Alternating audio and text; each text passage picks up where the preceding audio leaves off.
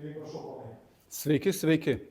Iškart su patikslinimu Eduardo Vaitkaus sąrašas Lietuvos liaudės partijos rėmose, nes mes neturim jokio ryšio su šita partija. Ir pirmą kartą per 30 metų Lietuvos žmonės užtat turi pasirinkimą arba rinkti vieną iš 15 sisteminių partijų.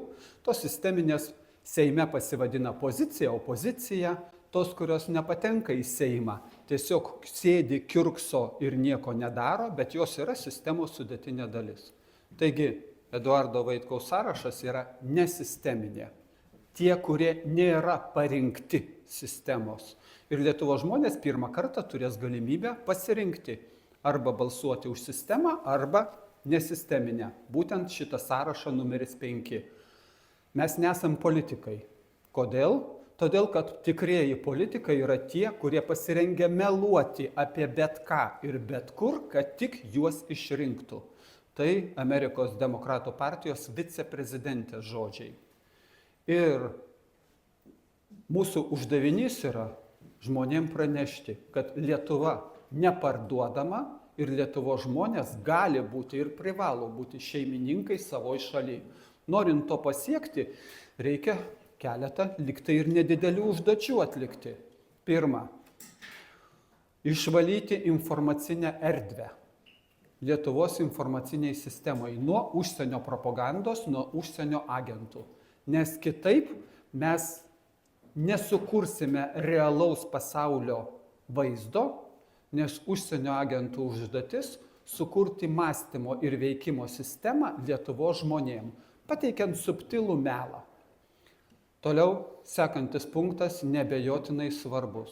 Reikia rinkimų įstatymus pakeisti, nes mes šiuo metu turime sistemą, kai per vieną dieną, pavyzdžiui, spalio 13 dieną per Seimo rinkimus, vienas asmuo 2 kartus gali būti išrinktas į Seimą, po to jisai atsisako būti Seimo nariu ir jisai pasilieka Seimo nariu.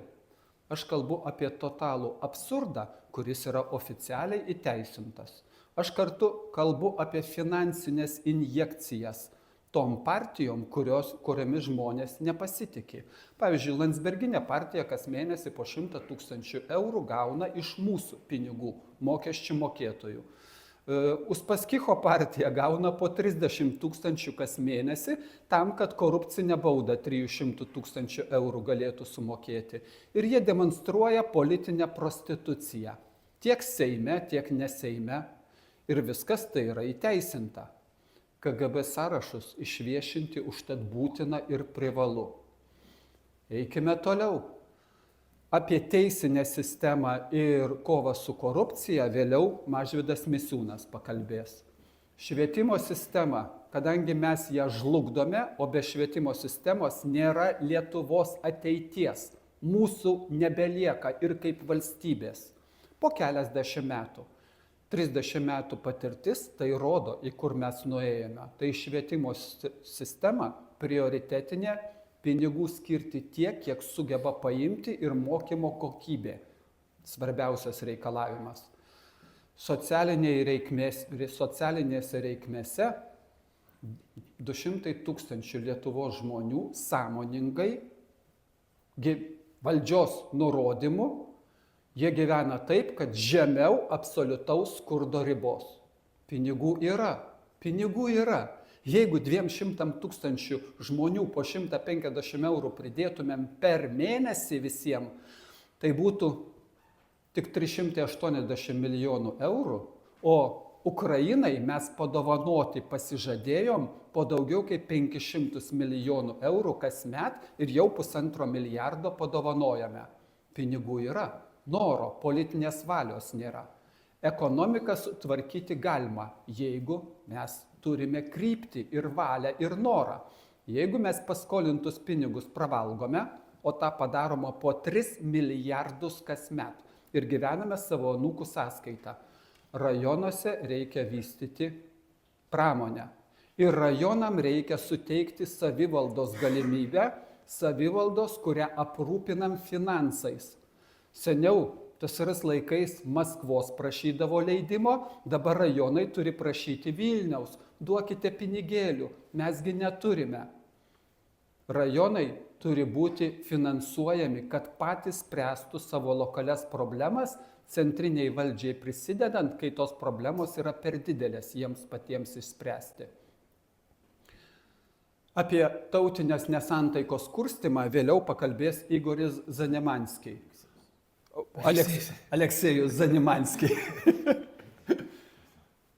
Mūsų uždavinys yra Lietuvos žmonėms pasakyti, kad moralė ir padorumas gali ir turi būti šio Lietuvos pasaulio dimensija, nes kitaip valdžios išsidirbinėjimai nesibaigs, nes kitaip valdžios prostitucijai nebus pabaigos. Ir mes tą galim padaryti. Tai dabar perduodu žodžią apie teisę ir teisingumą ir korupciją Mažvydui Misiūnui. Korupcija tai vėžys, griaužiantis valstybės pamatus. Tai nėra vien tik moralinė problema, tai yra problema, kuri atima iš mūsų laisvę ir taip pat mūsų ateitį. Korupcija griauna pasitikėjimą ir problema ta, kad korupcija įsišaknijus mūsų valstybėje jau daugelį metų. Sisteminė korupcija, kuri apima ir žiniasklaidos korupciją, ir politinę korupciją, ir be abejo teisėsaugos korupciją, nepotizmą, iškreipia mūsų valstybės funkcionavimą, mes prarandame tikėjimą valstybę.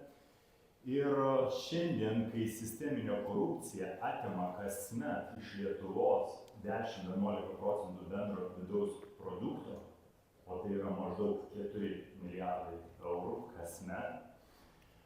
Ir tai nėra vien tik tai skaičiai, tai yra mūsų ir mūsų vaikų ateitis, tai yra mūsų švietimas, tai yra mūsų sveikatos apsauga, tai yra mūsų infrastruktūra ir be abejo tai yra mūsų pasitikėjimas valstybė, institucijom ir kitais institutais. Politinė korupcija be abejo jinai iškreipia visą politinį vaizdą mūsų šalyje, institucijos, kuriuose apstu yra angažuotų ryšiais susijusių, giminystės ryšiais susijusių tarnautojų. Be abejo jinai priima tik tai saujelei žmonių, sakykime taip, jiems palankius sprendimus. Žiniasklaidos korupcija taip pat iškreipia nuomonę, ją formuoja už pinigus ir formuoja palankiai tiems, kas gali susimokėti už ją daugiau. Tai iškreipiamas tiesiog vaizdas, realus vaizdas gyventojams, paprastiems žmonėms apie tai, kaip funkcionuoja mūsų valstybė, kokioj situacijoje mes esame, kokia yra finansinė mūsų situacija valstybėje. Ir tai yra didžiulė problema. Bet Eduardo Vaitkaus sąrašas kartu su Lietuvos liaudies partija numeris 5, mes ne tik tai šnekame apie šitas problemas, mes siūlome konkrečius žingsnius ir konkrečius sprendimus, kaip tai pažaboti. Pirmas yra ypatingo prokuroro instituto įtvirtinimas. Ypatingas prokuroras leistų mums spręsti sisteminės korupcijos problemas, kurių negali spręsti eilinės teisėsaugos institucijos arba, sakykime, neeilinės teisėsaugos institucijos, kurios dažniausiai yra susijusios ir angažuotos politinių tam tikrų įtakų ir kitokių įtakų. Ypatingas prokuroras, kuris kartu su ombudsmenu ar kitų žmogaus teisių pareigūnų, kuris gina žmogaus teises, galėtų ištirti visas bylas, kurios susijusios su sisteminė korupcija ir nepalikti nei vieno asmens, kuris yra atsakingas už sisteminės korupcijos vystymasi ir įvairius sandėrius nešvarius ir nebūtų nenubaustas. Antrasis mūsų tikslas yra teismų tarėjų įtvirtinimas. Kam tai? O būtent teismų tarėjai būtų kaip galimybė susigrąžinti pasitikėjimą teismais. Teismų tarėjai būtų renkami iš visuomenės. Jie padėtų teisėjai vertinti skaidriai ir nešališkai įvairius įrodymus ir taip įgyvendinti teisingumą mūsų šalyje, bet pats svarbiausias dalykas, kad visuomenė jaustų, kad jie yra dalis to teisingumo įgyvendinimo. Šiuo metu jie yra nustumti. Taip pat trečiasis mūsų pasiūlymas yra korupcinių nusikaltimų senaties termino panaikinimas. Tai yra, kaip žinia, sisteminė korupcija ji yra veikiama labai subtilių metodų, subtilių mechanizmų. Ir dažniausiai paaiškėja tik tai tuo met, kada praeina daug laiko. Ir tuo sisteminės korupcijos tie žmonės, kurie užsijama sisteminę korupciją, kurioje yra politinė korupcija, žiniasklaidos korupcija ir įvairūs ryšiai, nepotizmas, jie be abejo laukia, kol tie terminai nusikaltimų tyrimų baigsis ir tuomet galvoja, kad čia geriausias būdas taip yra paslėpti ir su tuo išvengti tos atsakomybės. Mes sakome, kad tai turi baigtis, nes tai yra svarbiausia mūsų gyvenimo dalis šiai dienai, sisteminė korupcija, su kuria reikia kovoti. Ačiū Mažvydai ir Aleksej Zanimanskiai apie tautinę neapykantą Lietuvoje. Patikslinsiu, Aleksej Zaniemanskiai, Nemunas upė ir aš Nemunas Zaniemanskiai, užnemunėtis. Apie neapykantos kurstymą. Visi prisimenam Valinsko žodžius, tokius reikia žudyti. Ir po šitų žodžių nebuvo jokios reakcijos, teisėsaugos reakcijos. Jį pateisinam, reiškia taip galima daryti. Reiškia, uždegė žalią šviesą tam. Paskui atsirado Ramanauskai su savo pasakymais ir taip toliau. Tai reiškia, valstybė leidžia tą daryti, taip sakyti. Bet žmonės galvoja, kad žudyti tai pastatyti prie sienos ir žudyti. Lenkataučius, rusakalbius. Ne prie sienos, nešaudyti, o vyksta žudimas kitais būdais. Tu gali žudyti šeimas, tu gali žudyti lėtai, neduoti medicinai, neduoti lėšų studijoms ir taip toliau. Tai aš asmeniškai susiduriau su tuo. Mano šeima 1,5 metų teismuose dėl to, kad mes negalim susijungti su žmona. Jie apkaltino grėsmės valstybės saugumui. Galima grėsmė valstybės saugumui. Už tai, pagalvokit už ką, už tą, kad jinai būdama studentė, totorė, iš tremtinių šeimos Sibirė, būdama studentė prieš 12 metų, jinai dirbo Sberkasui, o kuria priklauso dabar bankų, kurias sankcionuotas. Ir tai yra valstybės saugumo klausimas, kurio aš manau, kad migracijos tarnyba yra didžiausia grėsmė valstybės saugumui, kaip jie dabar veikia. Penktadienį, pavyzdžiui, prie Giperimi Vilniui, žmonės, kas būna penktadienės tenai, mato, kas ten darosi, kada aš praeidamas tenai, aš pasijaučiu, kad aš Libanone arba Sirijoje, jo? Ir tai turi kreipti dėmesį į šitus. Dar vienas labai svarbus momentas, pabaigsiu. Dar labai svarbus momentas, kad kurstymas neapykantos tarp vietinių rusakalbių ir lenkakalbių su lietuviais. Pats tas procesas labai kelia grėsmė nacionaliniam saugumui. Kodėl? Todėl, kad Rusija turės pretekstą ginti tos rusakalbius ir lenkakalbius. Tai mano manimu, kas turi vykti, tokie pasisakymai kaip Valinsko ir Manausko turi griežtai būti vertinami ir daromas turi būti smerkiamas. Dar vienas dalykas, ką turiu pasakyti, paskutinis, atsiprašau, kad įdomiausia, kad ne viena politinė partija nepasmerkia tos pasisakymų.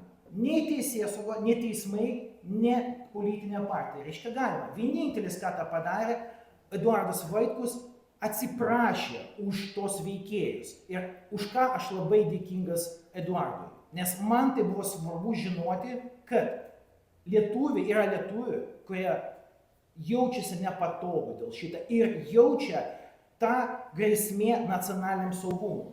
Nes dėl šito dar vieną kartą pakartosiu. Čia didžiausias prietiktas mūsų ginti. O man asmeniškai nereikia, kad manęs iš tenai gintų. Aš noriu, kad mano valstybė gintų mane ir mano šeima. Ačiū. Suteikime progą klausimams iš auditorijos. Taip, Benas Brunalas kalba. Aš pareferuosiu tos etinius regis į pareiškimus, tiek čia neseniai skambėjusius, tiek anksčiau pasisakė Seimo pirmininkė ir kiti politikai kritiškai atsiliepia. Bet aš klausimą kitą turiu. Kadangi pakankamai išsamei sudėliojot savo programinius punktus, nemažai jų čia apžvelgėt, aš gal labiau politinio dėmens klausimą. Na, nėra paslaptis, kad Sąrašas ir ponas Vaitkus priešakyje, nėra tas politikas, kuris būtų labai norimas koalicijoje, bent jau tokius statementus yra išsakę politinės partijos dalyvaujančios rinkimuose, galbūt net labiau šalinis negu Žemaitaičio. Šitiems visoms šitoms iniciatyvoms įgyvendinti, kaip jūs įsivaizduojate su ta koalicija, kokioje atsidūrė? Atsakiau. Supratau. Tai jūs praklausėte turbūt pradžią, ką aš pasakiau, kad mes esam vienintelė nesisteminė politinė jėga.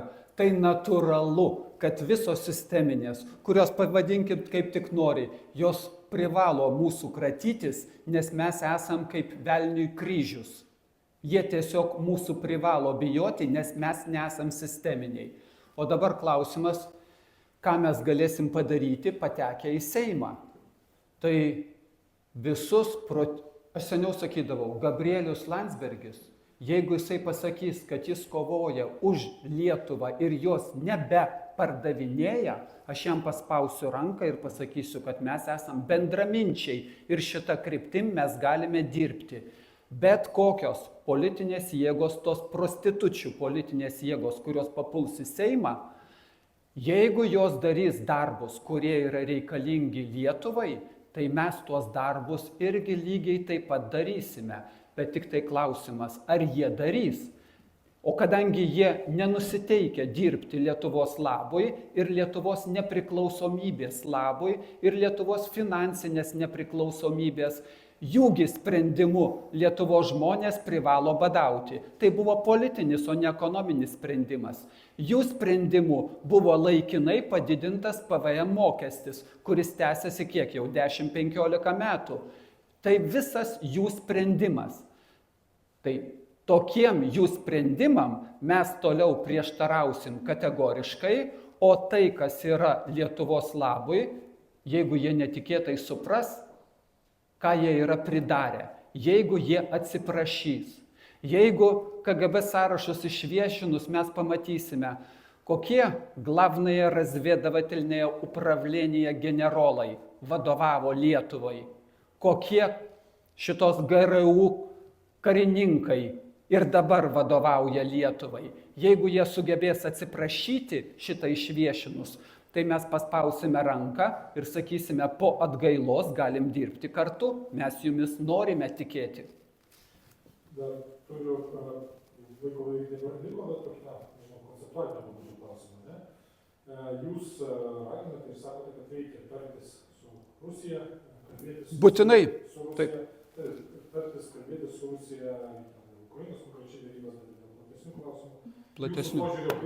Jūsų požiūrio kritikai ir oponentai sako, kad jūs arba naiviai, arba sąmoningai nesuprantate Rusijos režimo krypties. Rusijai veikti darybų nereikia, bet kokias darybas ar nuolaidas ar taikos signalus suprantate. Atsakysiu, jo. Kaip kvietimą tolesniai agresijai, nes tai yra toks režimas tiesiog. Ar galiu atsakyti iš karto? Taip, prašau. Tai kai aš pakartoju Angelos Merkel žodžius, kad reikia sėsti prie taikos visoje Europoje dėrybų stalo kartu su Rusija. Tai jūs dabar sakot, čia yra Rusijos propaganda. Kai aš pakartoju, jūs sakot, kad tai yra tokia mintis, yra vis tiek Rusijai, nes jinai šito nesupranta. Angela Merkel šitą supranta, aš suprantu, o jūs sakot, ne, tai yra blogai. Kai prieš 2 dienas Robertas Kennedys irgi paaiškino, kad natūralu, kad Rusija turėjo pradėti karą Ukrainos teritorijai, nes Amerika taip elgėsi. Tai jūs sakote, kad ne, čia yra Rusijos propaganda. Kai Trumpas kalba tą pačią linkmę, tai sakot, ne, kai Vaitkus pasako, kad jis pritarė šitom mintim, nes jos yra teisingos. Bet jūs iškreiptam pasaulio vaizde, kurį sukūrėt, kai jūs cenzuruojat ir neleidžiat vienos informacijos pamatyti ir negali žmogus susidaryti pilno vaizdo, o kodėlgi prasidėjo tas karas? O kodėl tas karas neprasidėjo, kai buvo NATO susitikimas Rumunijoje ir kai Angela Merkel pasakė, Ukrainos priėmimas į NATO būtų karo paskelbimas Rusijai. Mes dabar paskelbėm karą Rusijai ir jūs sakot, taigi Rusija kalta, nes jinai kariauja, nes jos politinė valia ir buvo nebenusileisti. Tai mano pagrindinė mintis, jeigu mes, ir aš privalau sakyti, mes privalome pripažinti lygias teisės Rusijai, kaip ir Lietuvai, kaip ir visai Europoje. Ir tada sėskime ir susitarkime ir be karo galim pasiekti taiką. Mūsų pagrindinė tų sisteminių politinių partijų mintis, taiką reikia pasiekti po to, kai nugalėsim Rusiją. Aš sakau, jūs bepročiai. Ačiū už programos ir pasaulio vaizdo pristatymą Lietuvos liaudės partijos sąraše esančiam Emanuelo Vaitkaus sąrašui. Sėkmės. Ačiū Jums. Ačiū Jums.